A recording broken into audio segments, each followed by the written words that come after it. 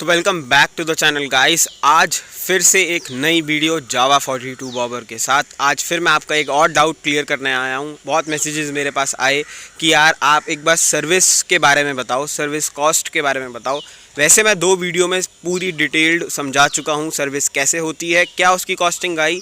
2 service मैं इसकी करवा चुका हूँ और आज हम बात करने वाले हैं एक ओनरशिप के एक्सपीरियंस से कि जावा 42 बॉबर ओन करने के बाद मेरे को सर्विस पॉइंट ऑफ व्यू से क्या वर्थ इट लगा, या फिर और साथ ही साथ क्या इसकी कॉस्टिंग आई और क्या इसका प्रोसीजर बन जाता है आज के डेट पे। अगर आप जावा 42 बॉबर ले रहे हैं तो इसकी सर्विस आपको कैसे कैसे करवानी है, सर्विस बुकलेट के अंदर क्या आपका पीरियड दे रखा है सर्विस करवाने का, क्या उसके अंदर लेबर चार्जेस लगते हैं, जो भी एक बेसिकली सारे डाउट्स हैं ना वो सारे आज मैं आपके क्लियर करने वाला हूँ। बात करते हैं बाइक कब खरीदी थी मैंने। बाइक मैंने खरीदी थी नवंबर में 2022 के अंदर। आज जून चल रहा है 2023।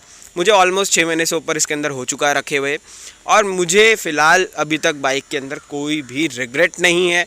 कुछ लोग को की बाइक में कुछ प्रॉब्लम्स आ रही हैं माइनर, बट वो अगर एक अच्छे अपना टेक्नीशियंस को दिखाएंगे तो ज़रूर से वो कवर अप हो जाएंगी। क्योंकि मैंने हेड टेक्नीशियन से बात करी थी कि आपकी जो बाइक में माइनर किसी की हीटिंग इशू में कुछ भी जो प्रॉब्लम्स आ रही हैं वो क्या सॉल्व हो सकती हैं। क्योंकि जो मेरे को मैसेजेस आते हैं कि भाई हमारा तो कुछ हो ही नहीं रहा सॉल्व, या जावा की बॉबर्स में हीटिंग इशू है, ये है वो है, तो उन्होंने सिंपल से बोला कि सब चीज़ें सॉल्व हो सकती हैं अगर कस्टमर एक सही टेक्नीशियन के पास जाए। अगर वो पहली सर्विस में ही उससे सेटिस्फाइड नहीं हो रहा तो बार बार उस टेक्नीशियन से अपनी बाइक को ना छुड़वाए, एल्स अपना एक और टेक्नीशियन ढूंढ लिया जाए जो कि जावा के ही दूसरे सर्विस सेंटर में होगा।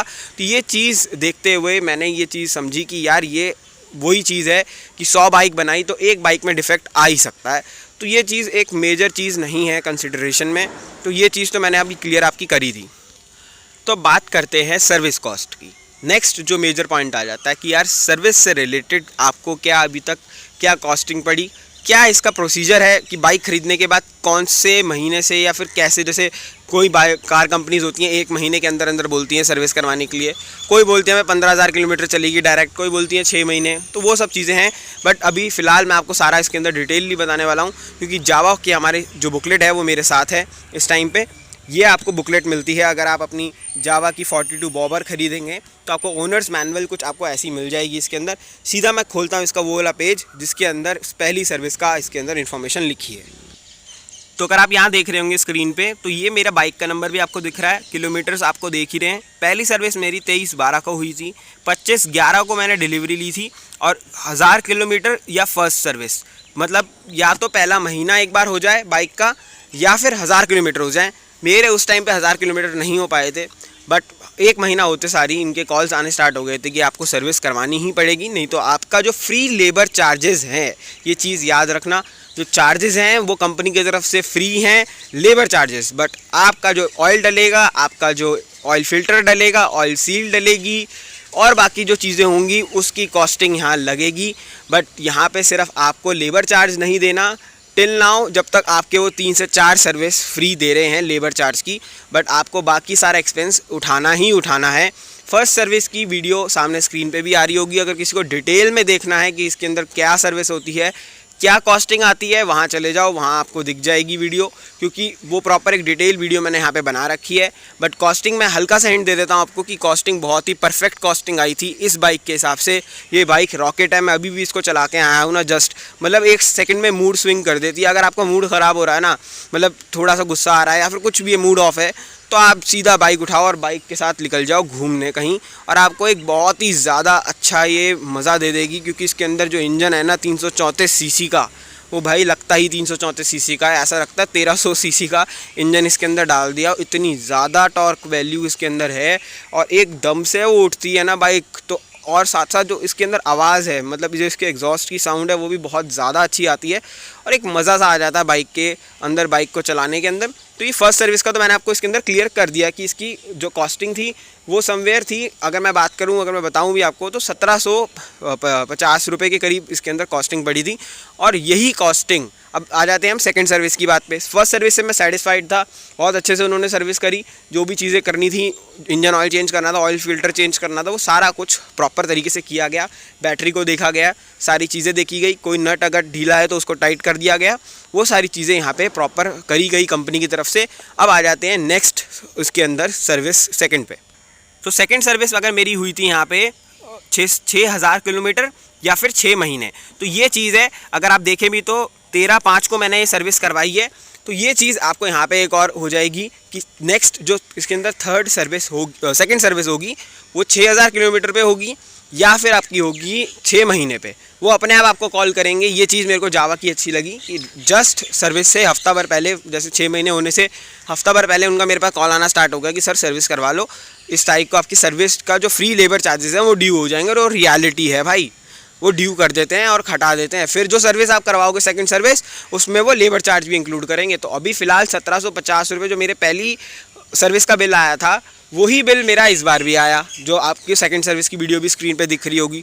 वो चीज़ है कि यार इन्होंने 6 महीने के गैप में भी, जो मैं कहूँ कि मतलब प्राइस डिफरेंस नहीं किया, ऑयल का प्राइस भी सेम रहा, सारी चीज़ें सेम रही। बट हाँ, उस वीडियो में अगर आपने देखा होगा तो मेरा बिल कटा था 2050 रुपये का, बट रियलिटी में सर्विस की कॉस्टिंग 1750 ही थी। इन्होंने मेरे से एक्स्ट्रा चार्जेस काटे अपना 300 कुछ रुपए के करीब, जो थे इसके बुकलेट के। ये बुकलेट आप देख रहे हैं ना, यहाँ मैंने और भी ऑटोमोबाइल इंडस्ट्री में और अदर ब्रांड्स की भी 2 व्हीलर पहले से ही ले रखी है फैमिली में।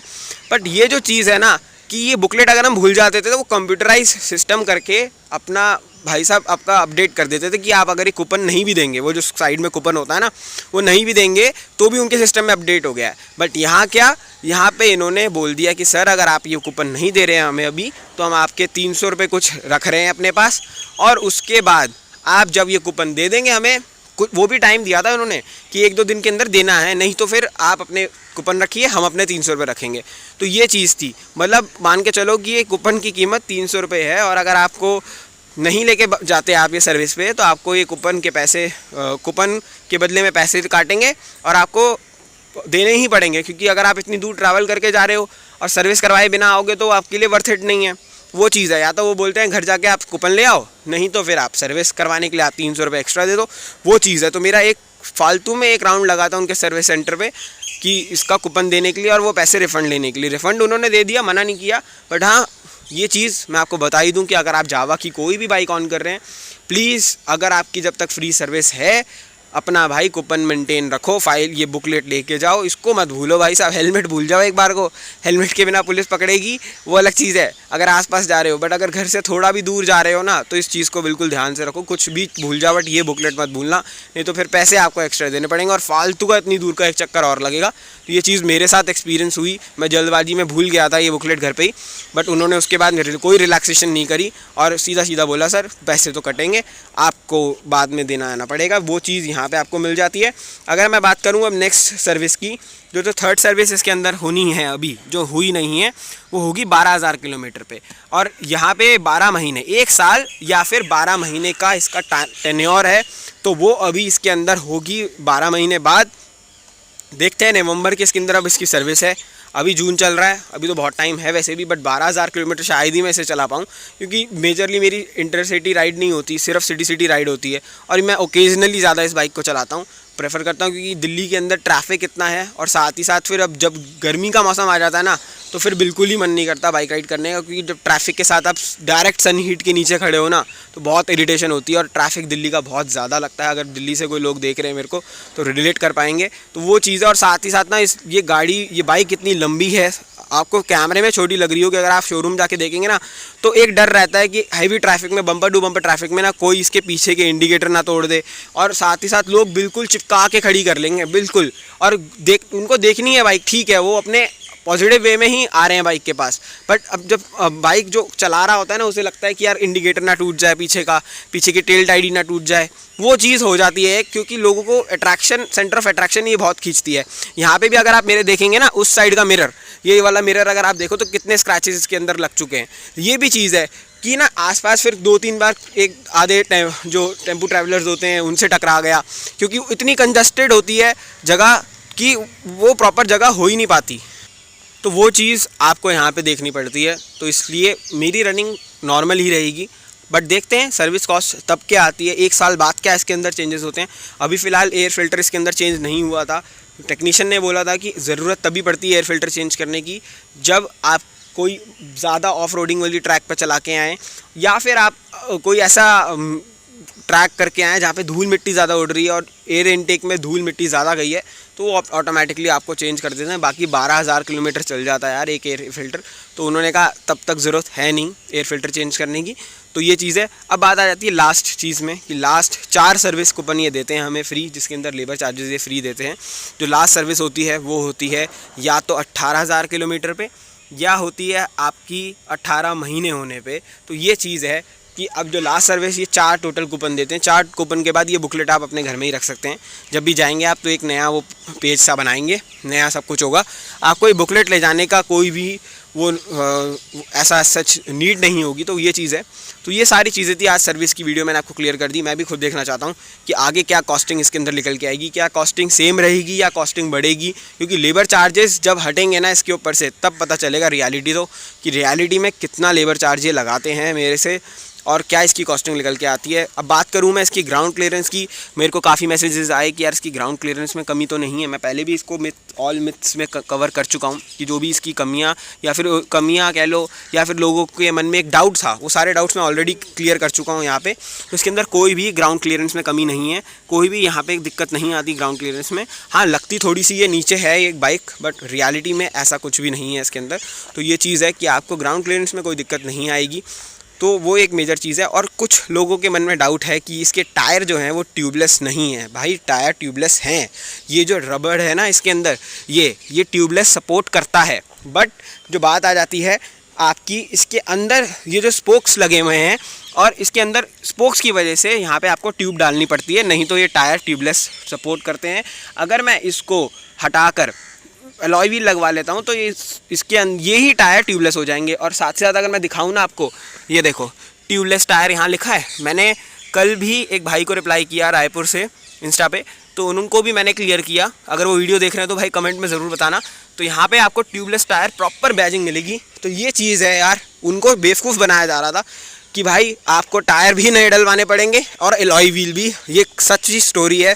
अगर वो मेरी वीडियो ज़रूर से देख रहे हैं ना तो ज़रूर से कमेंट करके बताना, क्योंकि रियलिटी में उनको जो डीलरशिप में उनको कन्फ्यूज़न हुई या कुछ हुआ। मैंने उन्हें बोला, मैंने कहा ऐसा नहीं हो सकता कि वो टायर की कॉस्टिंग में लगाएं, क्योंकि मैंने अभी हाल फिलहाल में इसकी अलॉय व्हील की कॉस्टिंग पता करी थी, वो 9,000 रुपये पड़ रही थी शोरूम से। तो वो चीज़ थी। अगर यहाँ पे उनको उनके शोरूम पे बोला जा रहा था कि 9,000 रुपये का पर अपना एक अलॉय व्हील है और टायर भी इसके अंदर इंक्लूडेड है, मतलब 18,000 रुपये का समथिंग उनको वो दिया जा रहा था। मैंने कहा ऐसा तो हो नहीं सकता।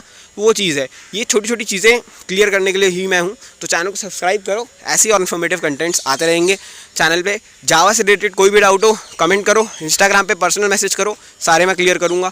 और चैनल को सपोर्ट ज़रूर से करो, सब्सक्राइब करो चैनल को, जल्दी से 2,000 सब्सक्राइबर कंप्लीट करवाओ। एक सरप्राइज़ भी आने वाला है जल्दी ही चैनल पे, तो मिलेंगे जल्दी उसी सरप्राइज़ के साथ नेक्स्ट वीडियो में। तो इसी के साथ इस वीडियो को यहीं ख़त्म करते हैं। वीडियो को देखने के लिए thank you so much. Subscribe करके ज़रूर जाना, बिना सब्सक्राइब करे मत जाना। ज़रा सा सब्सक्राइब बटन दबाने से मेरी मोटिवेशन डबल हो जाती है।